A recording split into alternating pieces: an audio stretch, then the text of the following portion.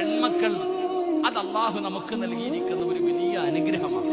പെൺകുട്ടികൾ നബിക്കും അങ്ങനെ തന്നെ പെൺമക്കളെ വല്ലാത്ത ഇഷ്ടമായിരുന്നു. ഒരു ചരിത്രം കാണാം. ഒരിക്കൽ അള്ളാഹുവിന്റെ പ്രവാചകൻ സല്ലല്ലാഹു അലൈഹി വസല്ലമ തങ്ങള് ആ മുത്തുനബി ഇങ്ങനെ പ്രസംഗിച്ചു കൊണ്ടിരിക്കുമ്പോ ഒരു കുട്ടി കയറി വന്നു. സദസ്സിലേക്ക് ഒരു കുഞ്ഞുകുട്ടി, ഒരു ചെറിയ ആൺകുട്ടി ഓടി വന്നു വാപ്പാടെ അടുക്കൽ വന്നു. വാപ്പ കെട്ടിപ്പിടിച്ചൊരു മുത്തം കൊടുത്തിട്ട് പിടിച്ചു മടിയിലിരുത്തി. റസൂലുള്ളാഹി തങ്ങളെ കാണുന്നുണ്ട്. മുത്തുനബി ഒന്നും മിണ്ടിയില്ല.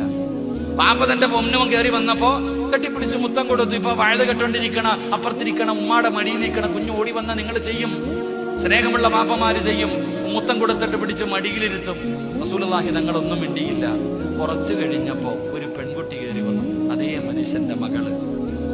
മനുഷ്യന്റെ മകള് സദസ്സിലേക്ക് കയറി വന്നു. നേരെ വാപ്പാടെടുക്ക വന്നപ്പോ വാപ്പ കെട്ടിപ്പിടിച്ചൊരു മുത്തം കൊടുത്തു. എന്നിട്ട് പിടിച്ച് താഴെ ഇരുത്തി. ഒരുത്തനെ മടിയിലിരുത്തി, ആൺകുട്ടിയെ മടിയിലും ഇരുത്തി, പെൺകുട്ടിയെ താഴെയും ഇരുത്തി.